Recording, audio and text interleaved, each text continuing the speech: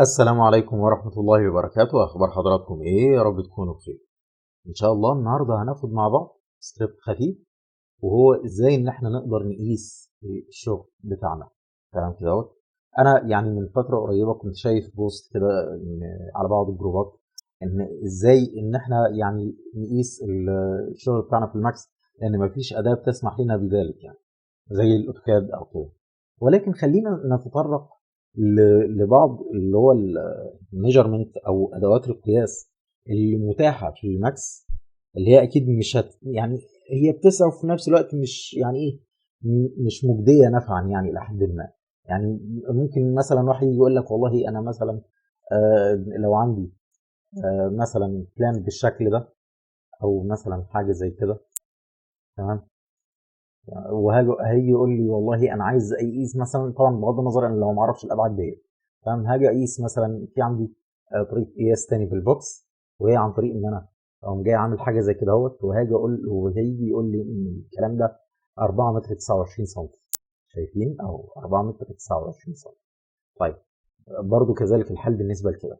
طيب، في دي اول حاجه كده اهوت، اول حاجه بدائيه يعني هي مضيعه للوقت ولا تجدي نفعا يعني. تمام. تمام جدا. طيب في حاجه تانية، في حاجه تانية، في مثلا اداه زي ايه، زي ميجر.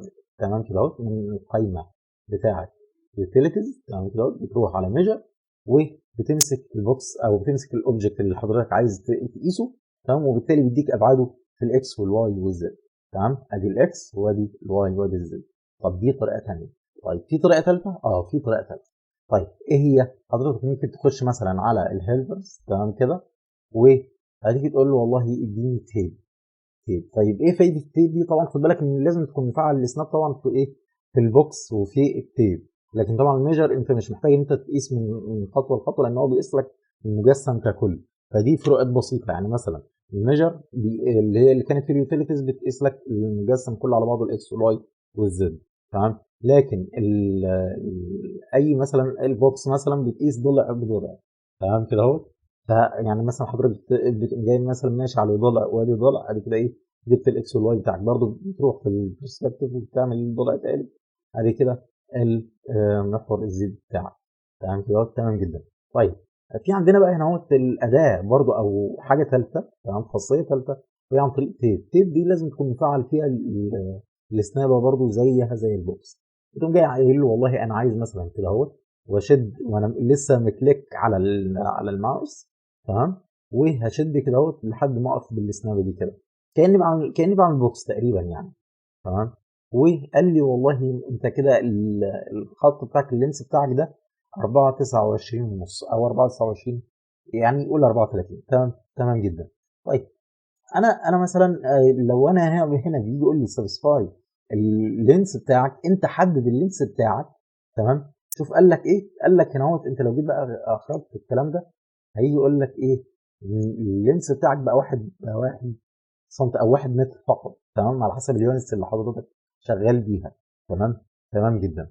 فانت حضرتك لو انت مش عايز تحدد لينس معين انت حاطه، يعني مثلا دلوقتي انا عندي دلوقتي 2 اوبجكت تمام بهذا الشكل.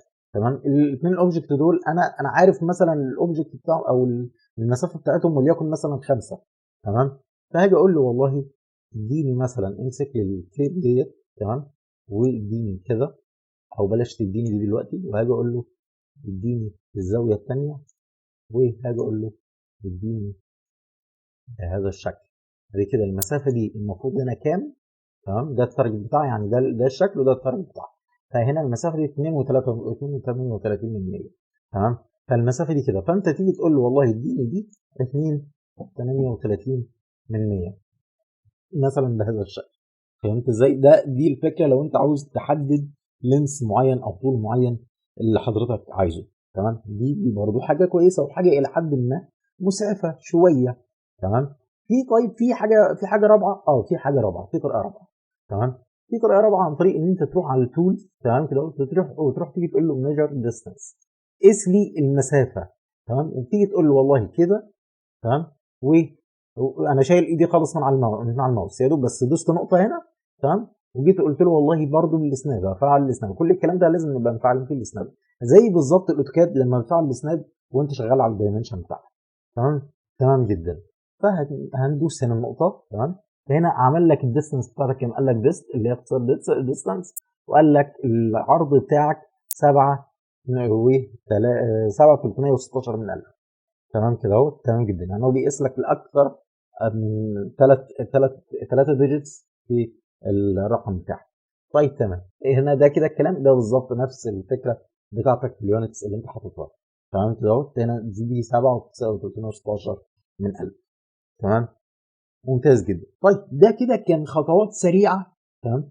نفهم او نعرف ايه الادوات اللي تقدر تستخدمها لو انت مثلا مش حابب تنزل سكريبت، لو انت مش حابب، او لو انت يعني ما عندكش خلفيه مثلا ازاي تقيس غير بالبوكس مثلا او بالميجر اللي في اليوتيليتيز. لا، في اكتر من كذا طريقه تقدر ان انت تقيس بيها. تمام. تمام جدا. في بقى طريقه رابعه وديت او طريقه خامسه. فدي بقى ديت يعني موضوع محاضرتنا النهارده ان شاء الله رب العالمين، وهو سكريبت اسمه دي اي ميجر او دي اي ماستر. تمام كده اهو. تمام جدا. ممتاز. والله انا مثلا ده طبعا السكريبت بتاعي. تمام. هسيبه لكم ان شاء الله في التليجرام، في قناه التليجرام ان شاء الله رب العالمين. وده مثلا كده هو بقى ايه الملف الموضوع بتاعنا فكيناه طبعا بالطرق اللي احنا عارفينها. تمام. وظهر عندنا حاجه او فايلات بهذا المنظر. اول حاجه على طول حضرتك تروح تعملها انك تروح على الريدمي. لو في اي فايل في او اي حاجه مضغوطه انت حضرتك لسه اول مره تصطادها، هتلاقي في اي حاجه فيها على طول انستراكشن او الريدمي. على طول هتفتحه، على طول هتعرف التعليمات المطلوبه منك بدون ما تروح بقى لا على نت ولا على مواقع تانية تخش مثلا تشوف فيديوهات ازاي بتسطر الكلام ده. تمام. فانت على طول بتخش بتشوف الكلام ده. طيب ممتاز. هيجي يقول لي والله هنا اهوت اول حاجه في عندي 3 خطوات. بس طبعا لازم تكون حضرتك قافل الماكس. انا فاتح الماكس عشان انا كده كده مسطبه. تمام. لكن هنا انت حضرتك هتعمل اول 3 خطوات دول اللي هي ال3 كوبي دول وانت قافل الماكس. هتقول له بيقول لك هنا كوبي ذا كونتنت اوف ذا بلجنز فولدر تو ذا بلجنز فولدر اوف 3 ماكس. تمام. تمام جدا. ممتاز. ده عشان البلجن يعني قديم شويه او السكريبت قديم شويه، بس هو شغال على اي نسخه. يعني دي احسن حاجه فيه ان هو شغال برضو سواء من 2009 الى ما شاء الله يعني. تمام. فممتاز جدا. او 2008 كمان يعني. تمام. ممتاز. فهنقول له والله كوبي البلجنز دي كلها كده. تمام. كوبي. وهنيجي نقول له في السي، وتروح على البروجرام فايل، تروح على الاوتوديسك، وتشوف بقى الماكس بتاعك انهي ماكس فيهم، وتيجي تقول له والله انا عايز اروح على البلجن. فين هنا البي؟ حط البي. تمام. ادي كده بلجن. وتقول له بيست هنا. وهم دول اللي انا عملتهم بيست. تمام. وتيجي تقول له بيست. تمام. ممتاز جدا. طيب ممتاز. ده اول خطوه. دي اول خطوه. طيب في بعد كده بقى خطوه ثانيه اللي هو بيقول لك ايه الثاني خطوه؟ بيقول لك كوبي ذا كونتنت اوف ايكونز فولدر تو ذا يو اي ايكون. تمام. طب انا دلوقتي انا بما ان هو يعني صانع او تم عمل السكريبت ده في وقت قديم. تمام. فانا الكلام طبعا اتغير، يعني اللي هو المسار ده اتغير بقى اسمه ايه او تم اختصاره. يعني بدل ما هو ايكون يو اي ايكونز بقى اسمه يو اي ام. تمام. اللي هو هنلاقيه بهذا الشكل هنا يو اي. لو حضرتك مثلا كتبت حرف يو في الكيبورد يو اي ام. تمام كده. وهتخش على الايكون دارت. تمام. وتبيست الكلام بتاعنا لما تخش هنا اهو تاخد الكلام ده كده. تمام. وتيجي تقول له كوبي بمنتهى البساطه، وتروح هنا وتيجي تقول له برده بيست. بس انا عشان خاطر كده كده برده عامل بيست فمش ضروري ان انا اعملها. تمام. ممتاز جدا. دي كده تاني خطوه. طب ممتاز. نخش بقى على ثالث خطوه. بيقول لك كوبي the content of macro script in UI macro to the UI macro script. تمام. فانت هتروح تيجي تقول له والله ماشي هناخد الكوبي بتاعنا من الماكرو سكريبت ده، هنيجي نقول له كوبي. وهتروح هنا وتيجي تقول هتروح هنا وتيجي تقول له ارجع. تمام. وهتدور على الماكرو سكريبت اهو. تمام. بهذا الشكل. وبرده تعمل لها بيست هنا اهي. تمام. ممتاز جدا. طيب تمام. ممتاز. ادي كده ايه كده خدنا الشغل بتاعنا. وحطيناه في المايكرو سكريبت بتاعنا. ودلوقتي كده بيجي يقول لك ستارت 3 دي ماكس. طيب انا كده دلوقتي هستارت ال 3 دي ماكس اهو اختصارا للوقت. تمام، هروح على زي ما هو بيقول لي هنا سيلكت كاستمايز يوزر انترفيس. تمام، ادي كده كاستمايز يوزر انترفيس. تمام، بمنتهى البساطه. يعني احنا كده اهو ما بنعملش حاجه، مجرد ان احنا بس بنسطب البلاجن بتاعنا. تمام، بمنتهى السهوله، او السكريبت بتاعنا عفوا بمنتهى السهوله. طبعا هنا بيكون جاي لك بهذا الشكل. تمام، فانت حضرتك بتروح على التول بار. طبعا دي بتكون جايه لك على السكريبت او اول كوماندز بهذا الشكل. فحضرتك بتروح تيجي تقول له والله اديني هنا هو نيو، وتكتب مثلا وليكن دي اي مثلا. تمام، بهذا الشكل. وتيجي تقول له والله انا عايز اعمل سكريبت هنا بهذا الشكل هنا. وتروح تدور لي هنا هو بقى على حرف الدي. فين هنا حرف الدي؟ او دي اي ماستر، بتلاقي على طول هتتحط عندك. وبتبدا ان انت تخرج لي كل الكلام ده واحده واحده. يعني مثلا بتيجي تقول له والله هنا اهي واحده، وتطولها تاني وهكذا. وتبدا تيجي تقول له الثانيه بهذا، وتقعد بقى انت تكبر وتصغر بهذا الشكل. يعني انت مثلا لو عايز مثلا تحطها كده، وتيجي تقول له والله تاني وهكذا. تمام، المهم وبتقعد انت تدخل كل الكلام ده. تمام، دي كده خلاص ما عادش ليها لازمه عندي. تمام، فهاجي اقول له والله حطها لي في اي حته مثلا، ولتكن مثلا هنا. مثلا انا حاطط واحده مثلا تاني هنا، بس انا بقول لك مثلا ايه، ممكن تحط لي دي هنا. تمام، في اي حته بقى انت حضرتك عايزها. طيب كده دلوقتي خلاص جبنا كده الكلام بتاعنا ده، او اخترنا الكلام بتاعنا ده. نعرف بقى ايه الفايده بتاعت كل واحده منهم. طيب تمام، كرييت اي دي اي من دي اي ام انجل. تمام، يبقى دي خاصه بالانجل بتاعتنا. طيب هنا الانجل بتتقاس ازاي؟ مثلا انا دلوقتي لو عايز اخش مثلا، هدوس هنا. يعني مثلا والله انا عايز هنا كده بتسحب زي الاوتوكاد بالظبط. تمام، الزاويه دي اهي، الزاويه دي 30 وكسر. تمام مثلا، فهمتني؟ بس انا عايز امسحها. هل هدوس ديليت؟ بس كده ما اتمسحتش كلها. يبقى هعمل ايه؟ يبقى هدوس على القائمه او على الجزء ده اللي هو ديليت ماستر، دي اي ماستر، اللي هو اي حاجه ليها علاقه بالايه، بالسكريبت ده. ف او اللي انت ماسكه يعني تحديدا. تمام، يعني مش بعد ما سبتها هترجع باماره ان انا حاطط كمان هنا هو ايه لاينز او دايمنشنز وما اتمسحتش. تمام، يبقى اي حاجه انت ماسكها ليها علاقه بالسكريبت. تمام، او الدايمنشنز ديت مجرد ما تدوس على الاكس ديت بتتمسح على طول. تمام، ممتاز جدا. طيب انا مثلا لو عايز اقيس مثلا الزاويه دي، تمام، بهذا الشكل، او الزاويه دي مثلا كام 270. تمام، بهذا الشكل مثلا. طيب انا ممكن مثلا ان انا اعكسها او اقول له مثلا ديليت. تمام، فهاجي اقول له والله اديني تاني. تمام، عشان تبقى لجوه. تمام، ادي كده 90 درجه. تمام، طبعا بقى زاويه اتجاه القياس على حسب قياس حضرتك انت اللي بتقيسه. عايزها مثلا تبقى من بره، عايزها تبقى من جوه، زي ما عملنا كده قدام حضرتك. تمام، تمام جدا. ده بالنسبه للزوايا. بالنسبه طب لو انا عايز مثلا اقيس اتجاهات، تمام، او اتجاه عادي يعني مثلا دايمنشن عادي. تمام، ادي كده ده برده 7316. وده هنا مثلا بهذا الشكل 7 او عفوا الرقم بقى اللي حضرتك هيطلع معاك مثلا وليكن بهذا الشكل 4295. بس انا مثلا انا عايز يعني الكلام بتاعي يبقى شمال. لان احنا طبعا خدنا في التنفيذيه بتاعتنا، او ازاي انت بتحط وضعيه الاتجاه بتاعتك، ان هي بتبقى فوق الخط وشمال الخط. تمام، فحضرتك ممكن تحسبها بهذا الشكل مثلا، تبقى بقى من تحت لفوق. وهاجي اقول له والله بهذا الشكل.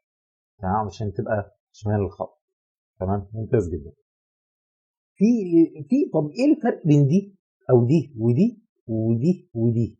الاثنين تقريبا نفس الشكل او نفس الشبه. يعني دي الحمراء ديت بتقيس لك زوايا متعدده. يعني مثلا انت لو جيت لاحظت هتلاقيني ان انا كنت بدوس على دي، هتلاقيني انا كنت بدوس على دي مثلا واقيس. تمام، واعمل بعد كده ايه، ارجع ادوس تاني واعمل. تمام، لكن لا، لكن هنا المره دي لا، انا مش عايزها كده. انا المره دي بقى ايه، المره دي بتخليني ان انا اقيس كده. تمام، اي خط مثلا وليكن بهذا الشكل. تمام، وارجع برضو اقيس تاني بدون ما انا يعني بدون ما ارجع ادوس واقول ايه وارجع ادوس خط واعمل كذا، لا على طول وانا ماشي كده. فهمتني ازاي؟ طبعا بتقيس ايه؟ بتقيس بالزاويه يعني. تمام، تمام جدا. كذلك الحال برضو بالنسبه للزوايا دي. انا مثلا لو عايز اعمل زاويه بهذا الشكل، تمام، وهرجع برضو اعمل زاويه ثانيه بهذا الشكل. برضو شفت الفكره عندنا عامله ازاي؟ هي نفس الفكره، بس الفرق ان ديت مش محتاج ان انت تبقى دايس عليها. تمام، او مش محتاج ان انت كل شويه تعمل خط وتدوس تعمل خط وتدوس، لا. تمام، تمام جدا. في خاصيه ثانيه حلوه قوي، ايه هي؟ ان مثلا دلوقتي انا عايز اعمل توصيف للبلان ده. تمام، زي بالظبط زي الاوتوكاد. تمام، مش انت حضرتك كان بيبقى في عندك كده سهم وتدوس عليه بيطلع لك يطلع لك اللي هو التوصيف بتاعك، او يطلع لك الخط بتاعك وانت بتكتب التوصيف عليه، او بدل الاحداثيات دي بيكتب لك هو التكست، بيكتب لك التكست وانت بتكتب عليه. طيب تمام ماشي. طب انا الارقام دي ازاي اغيرها؟ كذلك الحال برضو بالنسبه لاي حاجه ثانيه. تمام، يعني مثلا انا دلوقتي انا مسكت الكلام ده، هروح طبعا على الموديفاير او موديفاي، وهلاقي عندي كده ايه خصائص كتيره قوي. منها طبعا انيبل ان انيميشن، لو انت مثلا بتستخدم انيميشن الفيديو بتاعك انيميشن، او الفرش بتاعك بيبقى فيه زي ايه، زي بينزل واحده واحده، مثلا الكرسي بينزل على الابعاد وهكذا. تمام، فالحركه بتاعتك ديت بيبقى بتستفيد منها في لما تفعل الانيبل انيميشن. تمام، تمام جدا. هنا فليب الاكسس بتاعتك لو انت عايزها مثلا تبقى عكس. تمام، تكست هوريزونتال مثلا، تكست فيرتيكال، برضه نفس الفكره. هنا تبقى تو تكست او تو فيو. تمام، على حسب ما حضرتك تبقى عايزها يعني. هي اختيارات جميله جدا وحضرتك تقدر ان انت تتعامل معاها. تمام، تمام جدا. طيب هنا بقى التكست ديت، تمام، او عفوا البارامترز ديت، الجراوند بارامترز ديت، ممكن حضرتك ان انت تقل خالص بالخط بتاعك. تمام، بحيث ان انت تلغي هنا برضه السهم كده، بس طبعا ما تصغروش قوي يعني.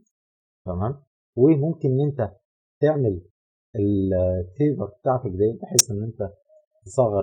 شوف صغرت شكل السهم ازاي هنا. تمام، او يعني ضمنته كده كله على بعضه. دي برضه دي نخليها صفر. ديت اللاين رايت اللي هو الخط بتاعك، عشان خاطر انت بتكتب التوصيف يا ترى الخط بتاعك هيكفي مش هيكفي بتاع كده. فهمتني ازاي؟ فانت بتطول الخط ده، وبتقدر ان انت تكتب عليه يعني لحد ما انت عايز. تمام، اللاينز ليفت او اللاين ليفت.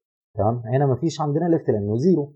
تمام، فانت بتيجي تقول له والله اديني برضو نفس الكلام، طوله لي برضو بهذا الشكل. تمام، تمام جدا. فانت بتقعد تلعب فيها على حسب ما حضرتك عايز. طيب ماشي، انا عايز دي عايزه الوان، ديت قصدي عايزه لاين، مش عايز لاين. عايز مثلا هنا كروس. تمام، وتشيل الارو مثلا بهذا الشكل. تمام، بدل الاروز تحط مثلا سيركل، او مثلا ممكن تحط سيركل شيدد مثلا، حاجه زي كده كانها زي منسوب. فهمتني ازاي؟ او ممكن مثلا تستخدم الارو مثلا وتقعد ايه تغير في اتجاه او في شكل الارو مثلا بهذا الشكل. تمام، وطبعا ممكن انت تصغر الكلام ده يعني ممكن مثلا تخليه مثلا وليكن واحد، ده هنا مثلا وليكن واحد بهذا الشكل، وتكتب ده توصيف او منسوب مثلا في الواجهات. لو انت مثلا حضرتك عارف ازاي بتشتغل في الاوتوكاد ان انت بتعمل المناسيب بتاعه الواجهات بتاعتك.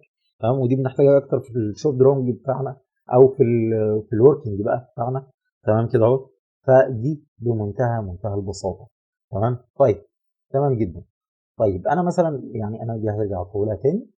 تمام، هرجع اصغر الكلام ده شويه بهذا الشكل. هنا برضو هنا بقى ديت الكروس اند سيركل، لو انت عايز مثلا انت ايه مفعلهم بتقدر ان انت تلعب فيهم. تمام، تمام جدا. هنا في جزئيه اللي هو التكست بتاعك، ان انت عايز تكتب تكست مثلا. تمام، او شوف مجرد ما شلنا الكلام ده التكست بتاعنا بدا يتغير، وانت تقدر تكتب فيه اللي حضرتك عايزه. مثلا ممكن تقدر تكتب تكست. تمام، وتيجي تقول له ماشي. تمام، وتقوم جاي قايل له اوكي، تمسك دي وتقوم جاي ساحبها كده. هو طبعا هنا بيتعامل معاها على ان هي مش سيلكت، او يعني كانها زي ايديت مش. تمام كده تقدر انت تتعامل فيها. تمام، ده لو انت عايز تكتب توصيف. يعني هي كلها بالظبط بارامترز انت بتقعد ايه تجرب فيها وتشوف الدنيا هتمشي معاك ازاي. تمام. هنا الفونت سايز، انا مثلا لو عايز ان انا اصغره شويه، تمام، ده الشكل. تمام. عايز اكبره، عايز اعمل له اي حاجه. تمام. الهوريزونتال عايز احركه يمين احركه شمال. تمام. عايز احركه لفوق احركه لتحت. فهمتني ازاي؟ دي بتفيدنا طبعا ان احنا نبعد الكلام عن الخط عشان ما يبقاش الخط متداخل. تمام. تقعد بقى ان انت تجرب وتلعب بكل الكلام ده. طيب تمام. ده كده بمنتهى البساطه.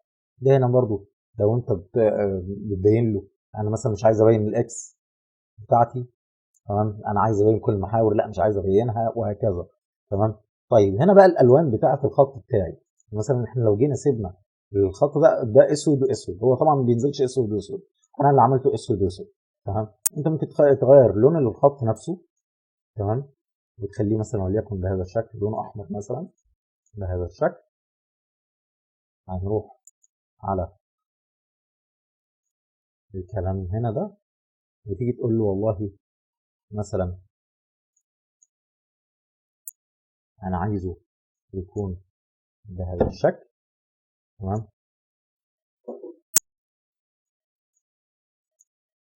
او ممكن ان انت تغير لون الكلام بتاعك بهذا الشكل برضه، نفس الحكايه. كل الموضوع شوف اللي حواليك اتغيروا ازاي، وهكذا نفس الكلام. فانت حضرتك بتخليهم بنفس لونهم وخلاص. يعني بتريح دماغك. اللون الاسود يعني يعتبر بيكون اوضح في اي حاجه تانيه. تمام. طيب ده بمنتهى البساطه كان اللي هو طريقه الشرح بتاعتنا بتاعت السكريبت بتاعنا. تمام. طبعا حضرتك عايز تصدر الكلام ده كله للشغل بتاعك او للفايل بتاعك الاوتوكاد، بتقدر ان انت تصدره اكسبورت، او بتقدر ان انت تعمل له زي ما اتفقنا بالبلجن بتاع الالستريت، او زي ما انت حابب تتعامل يعني معاه. في اكتر من كذا طريقه اكيد شرحناهم في القناه لو حضرتك مش متابع. اتمنى ان حضرتك تتابع وتبص معانا على الفيديوهات السابقه في القائمه دي بتاعه السكريبت، وانت هتفهم احنا بنتكلم عن ايه. طيب تمام. ده بمنتهى كده البساطه الشديده جدا، وانا بس كنت حابب ان انا اشرحه لحضراتكم، وان شاء الله يا رب تكونوا استفدتوا منه. واشوفكم ان شاء الله في محاضرة تانية جديدة، والسلام عليكم ورحمة الله وبركاته.